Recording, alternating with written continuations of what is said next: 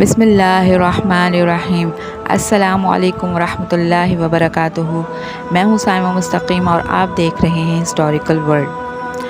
حر عمر بن سعد کی فوج کے ایک اعلیٰ ترین کمانڈر کا نام تھا، جس نے یزید کے حکم سے پیغمبر اسلام کے نواسے امام حسین ابن ابی طالب علیہ السلام کا مقابلہ کیا۔ معاویہ یا تو حسین علیہ السلام کی اپنی بدعنوان خلافت کے لیے بیعت کرے یا حسین علیہ السلام اور ان کے تمام دوستوں کو قتل کر دے۔ یہ حر اور اس کی فوج تھی جس نے سب سے پہلے امام حسین علیہ السلام کا مقابلہ کیا اور پھر انہیں پانی سے روکنے کے لیے محاصرے میں رکھا۔ عاشورہ کے دن حر نے بہت بڑا فیصلہ کیا۔ جنگ شروع ہونے سے پہلے اس نے اپنا عہدہ اور لشکر چھوڑ دیا جس کی وہ کمانڈ کر رہا تھا، اور امام حسین علیہ السلام میں شامل ہو گیا اور اللہ کی راہ میں سب سے پہلے مارا جانے والا شخص تھا۔ اس لشکر کی طرف سے وہ کمان ہوا کرتا تھا۔ نام حر کا مطلب ہے آزاد، عظیم آزاد آدمی۔ قسمت کبھی کبھی کھیل کھیلتی ہے۔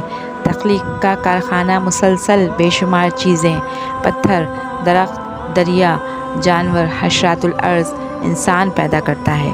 کبھی مزاح کا منظر دکھاتا ہے، کوئی اختراع یا استثناء پیدا کرتا ہے۔ یہ نظم لکھتا ہے، کوئی فن پارہ بناتا ہے، کچھ کرتا ہے منفرد۔ ایک لفظ میں یہ کہا جا سکتا ہے کہ ان اشیاء کا ایک کردار ہے۔ گھروں میں سے کعبہ، تمام دیواروں میں سے دیوار چین سے سورج، زمین کے گرد چکر لگانے والے سیاروں سے، تمام شہداء سے۔ حر منزل کے فنکارانہ ہاتھوں نے اس منظر کو انتہائی درستگی کے ساتھ ترتیب دیا ہے اور گویا کہانی کی اہمیت کو اجاگر کرتے ہوئے کہانی کو مؤثر ترین بنانے کے لیے ڈرامے کے تمام کرداروں کو مطلق سے منتخب کیا ہے۔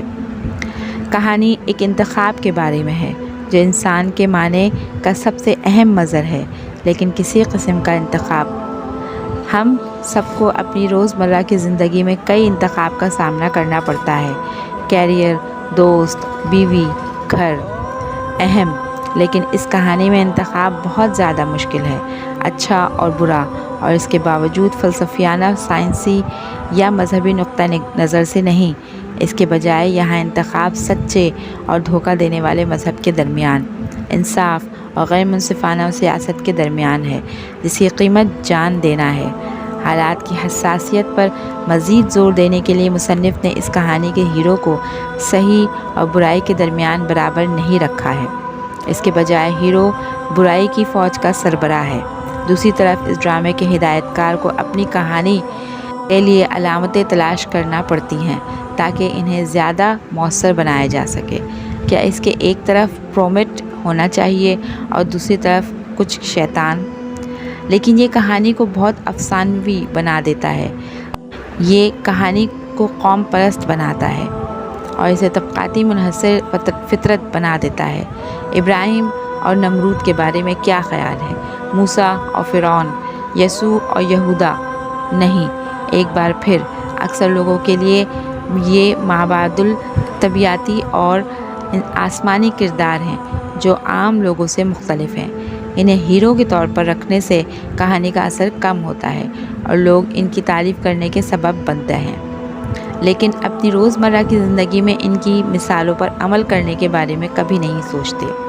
تاہم اس کہانی کا بنیادی مقصد سکھانا، انسان کی تبدیلی کی صلاحیت کو ظاہر کرنا، یہ بتانا ہے کہ ایک عام اور حتیٰ کہ گناہ گار آدمی کے لیے یہ کیسے ممکن ہے کہ وہ اپنے تمام سماجی، خاندانی اور طبقاتی رشتوں کو رد کر کے ایک خدا کو دکھائے۔ تبدیلی کی طرح اسلام کی تاریخ متضاد خصوصیات سے بھری پڑی ہے۔ ہابیل اور قابیل سے شروع ہونے والی دو سطریں جو پوری تاریخ میں ساتھ ساتھ موجود ہیں، اگرچہ مختلف چہروں پر ہیں، اسلام میں بھی جاری ہیں۔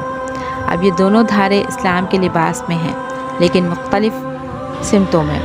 ستم ظریفی یہ ہے کہ ہمارے ہیرو کو ان جماعتوں میں سے ہر ایک میں انتہا پسندی کا انتخاب کرنا پڑتا ہے، یزید اور حسین علیہ السلام۔ واقعی اگر یہ کہانی کسی مصنف نے تخلیق کی ہے تو اسے اس کے حقیقی اور فن کے لیے پہچانا جانا چاہیے تھا۔ اس ہیرو کا نام کیا ہے؟ ایک تاریخی شخصیت کے لیے اہم ہے کہ وہ کیا کردار ادا کرتا ہے۔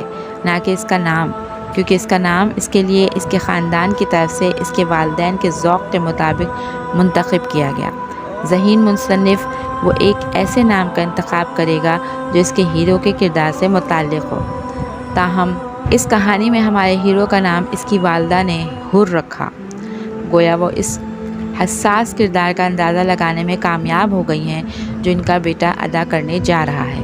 اور اس طرح جب آزادی کے امام اپنے خون آلود جسم پر حاضر ہوتا ہے، اپنی موت سے عین پہلے اس سے کہتا ہے، اے حر، خدا تجھے سلامت رکھے، تو دنیا اور آخرت میں آزاد ہے، بالکل اسی طرح جس طرح تمہاری ماں نے تمہیں پکارا ہے۔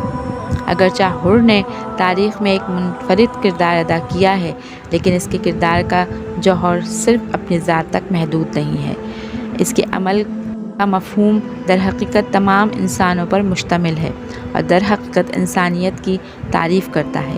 یہ وہی چیز ہے جو انسانوں کو دوسری مخلوقات سے ممتاز کرتی ہے، جو خدا لوگوں کو خود کے حوالے سے انسان کی ذمہ داری کو واضح کرتی ہے۔ اور حر نے اسے الفاظ اور تصورات سے نہیں بلکہ محبت اور خون سے کھیلا ہے۔ اگر کوئی امام صادق علیہ السلام کے اس قول کی گہرائی کو سمجھے کہ تمام ایام عاشورہ ہیں اور تمام معاملات کربلا ہیں اور تمام مہینے محرم ہیں، تو اس کی توسیع کو آسانی سے محسوس کیا جا سکتا ہے۔ اور تمام انسان حر ہیں۔ حابیل اور قابیل سے شروع ہونے والی تمام تاریخ خدا اور شیطان کے دو قطبوں کے درمیان ابدی کشمکش کا مظہر ہے، حالانکہ ہر زمانے میں یہ دونوں قطبیں الگ الگ بھیس بدل رہی ہیں۔ اس لیے ہر دور میں ہر انسان اپنے آپ کو بالکل اسی حالت میں پاتا ہے جیسا کہ حر نے کیا تھا، تنہا، درمیان میں ہچکچاہٹ، ایک ہی دو لشکروں کے درمیان۔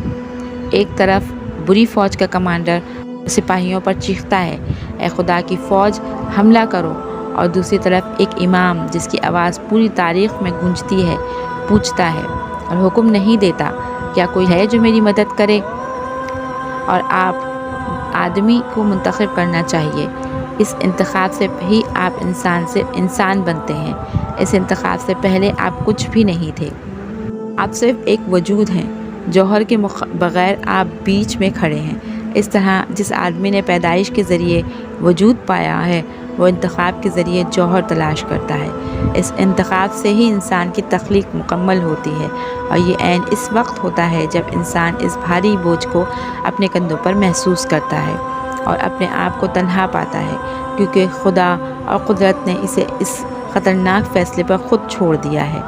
اب ہم اپنے ہیرو کا اندازہ لگا سکتے ہیں، ہم محسوس کر سکتے ہیں کہ اس نے کتنے ہی لمبے سفر سے گزرنا ہے کہ اسے یزیدی حر سے حسین میں تبدیل کر دیا۔ اگر وہ یزید کے لشکر کے ساتھ رہے تو اس کی دنیا یقینی ہے، اور اگر وہ حسین کی چھوٹی فوج میں شامل ہو جائے تو اس کی موت ممتاز ہے۔ یہ عاشورہ کے دن کی صبح ہے، اور اگرچہ ابھی میدانوں میں لڑائی شروع نہیں ہوئی، حر کو معلوم ہے کہ یہ موقع باقی نہیں رہے گا۔ وقت تیزی سے گزرتا ہے اور لمحات شمار ہوتے ہیں۔ اس کے اندر طوفان شروع ہو چکا ہے۔ حر کو شروع سے ہی امید تھی کہ واقعات جنگ کے باعث نہیں بنیں گے، لیکن اب جنگ ناگزیر نظر آتی ہے۔ انسانوں میں شرم و حیا کو برداشت کرنے کی صلاحیت محدود ہے، سوائے ان لوگوں کے جو اس معاملے میں ذہین ہیں اور بے عزتی کو لامحدود برداشت کر سکتے ہیں۔ حر نے کبھی سوچا نہیں تھا کہ یزید کی حکومت کا ملازم ہونے کا مطلب یزید کی مجرمانہ کارروائیوں میں تعاون کرنا ہوگا۔ اس کے لیے اس کی نوکری محض آمدنی کا ذریعہ تھی، جس کا سیاست اور اس کے مذہب سے کوئی تعلق نہ تھا۔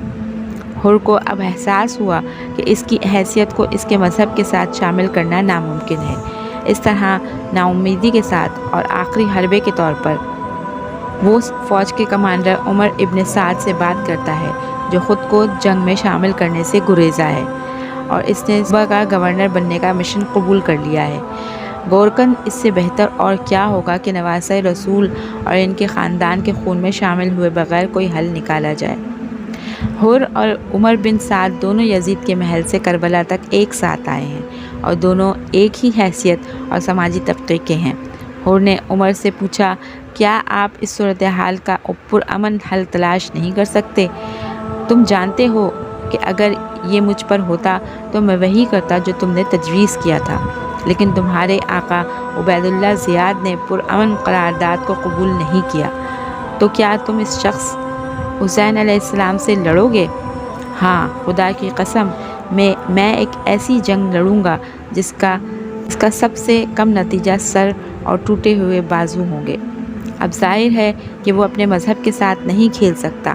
اب دونوں نے اپنے راستے الگ کر لیے۔ حر کے لیے یزید کی 10,000 کی فوج اب بیمانی چہروں کے جھنڈ سے زیادہ کچھ نہیں ہے۔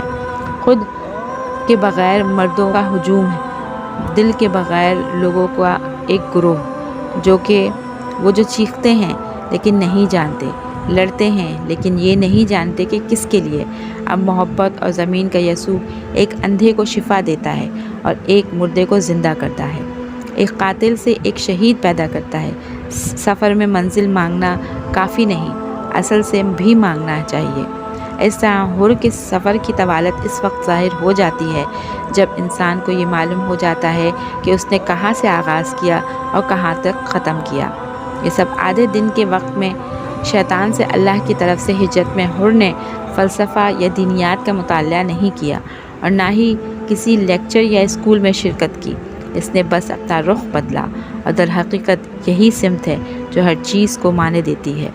فن، سائنس، ادب، مذہب، نماز، حج، محمد علی اپنا سفر شروع کیا، اور گھوڑے پر سوار ہو کر اس نے آہستہ آہستہ اپنی فوج کو حسین کی طرف چھوڑتا ہے۔ مہاجر بن اوس جو اسے پریشان دیکھ کر پوچھتا ہے، حر آپ کو کیا ہوا؟ میں آپ کا معاملہ دیکھ کر حیران ہوں۔ خدا کی قسم اگر مجھ سے ہماری فوج کے سب سے بہادر آدمی کے بارے میں پوچھا جائے تو میں آپ کا نام بتانے سے نہیں ہچکچاتا، اور آپ اب اتنے پریشان ہیں۔ میں اپنے آپ کو جہنم اور جنت کے درمیان پاتا ہوں، اور مجھے ان دونوں کے درمیان انتخاب کرنا ہے، اور خدا کی قسم میں جنت کے سوا کوئی انتخاب نہیں کروں گا، چاہے مجھے ٹکڑے ٹکڑے کر دیا جائے یا جلا کر راکھ کر دیا جائے۔ حر کی تخلیق مکمل ہوئی، اور شک کی آگ نے اسے یقین کی حقیقت تک پہنچا دیا۔ وہ دھیرے دھیرے حسین کے کیمپ کے قریب پہنچا، اور قریب آتے ہی اپنے جوتے اور اس کی گردن سے لٹکا دیتا ہے اور اپنی زرہ نیچے رکھتا ہے، پچھتاوے کی علامت کے طور پر۔ میں وہ ہوں جس نے تیرا راستہ بند کیا، اے حسین۔ اس نے حسین علیہ السلام کی تھوڑی دیر بعد تھوڑی آرام کی دعوت قبول نہیں کی۔ کیا میرے لیے کوئی توبہ ہے؟ وہ مزید انتظار نہیں کر سکتا۔ وہ محاذ پر واپس آیا اور عمر کی فوج پر انتہائی سخت اور تلخ الفاظ میں حملہ کیا۔ اس کے سابق فوجی اور سابق کمانڈر کو یہ بتا دیا کہ وہ اب غلام نہیں رہا، وہ آزاد ہے، حر ہے۔ اس کے سابق کمانڈر عمر بن سعد نے تیر پھینک کر جواب دیا، گواہ رہو اور امیر المومنین کو بتا دو کہ میں نے حسین کے لشکر پر پہلا تیر پھینکا تھا۔ اور یوں کربلا کا معرکہ شروع ہو گیا۔ امید کرتی ہوں آپ کو یہ ویڈیو پسند آئے گی۔ میرے چینل کو لائک کیجیے، شیئر کیجیے اور سبسکرائب کیجیے، اور کمنٹ سیکشن میں اپنی رائے کا اظہار ضرور کیجیے گا۔ ملتے ہیں کسی اور نئی ویڈیو کے ساتھ، جب تک کے لیے اللہ حافظ۔